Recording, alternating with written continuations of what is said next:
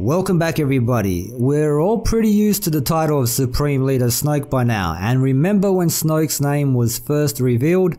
It sounded pretty silly. Snake plus Snoke equals Snoke. Well, maybe it still sounds pretty silly to some of you, but after repeating it like 1,000 times, it's embedded in my head and I think nothing of it anymore. I'm used to it. So, Supreme Leader Snoke, he's the Supreme Leader of the First Order. We've all speculated what the title actually means. Why not Emperor Snoke, for instance? Is he slowly working his way up to it? A couple more star systems and the defeat of the Resistance, and he can proclaim himself as God Emperor of the Galaxy. I've even speculated in the past that his title of Supreme Leader might even hint that he's not actually the numero uno bad guy, that there might even be a bigger villain pulling the strings, and Snoke is just the Supreme Leader of a group of leaders tasked with some major role of preparing the way of an invasion, for instance. Who knows, it's speculation and having some fun. Well, an interesting development around Snoke's title has just been revealed. I'll leave a link to the orchestral score from the Takodana strike mode for the upcoming Battlefront 2 down below in the description. At the 1 minute 29 second mark, you'll hear what sounds like a First Order officer say, "Well done.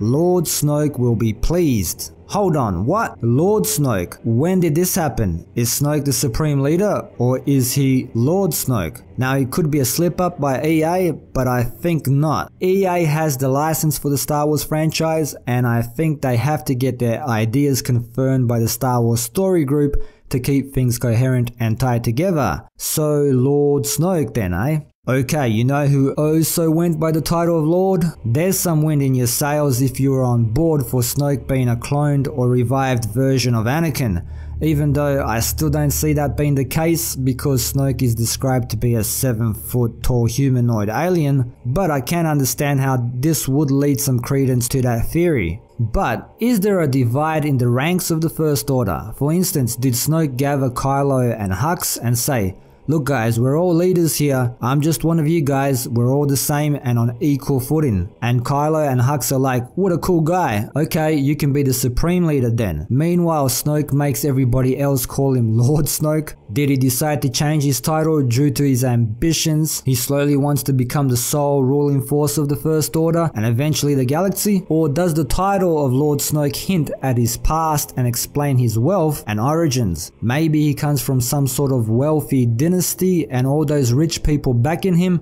simply know him as Lord Snoke. He was said to have been beautiful before his deformity. Maybe he was a young wealthy nobleman who experimented with the Force and it blew up in his face. Obviously that would make him bitter and resentful, pushing him towards the dark side. So back to the title, Supreme Leader didn't really have the same oomph as the title of Emperor.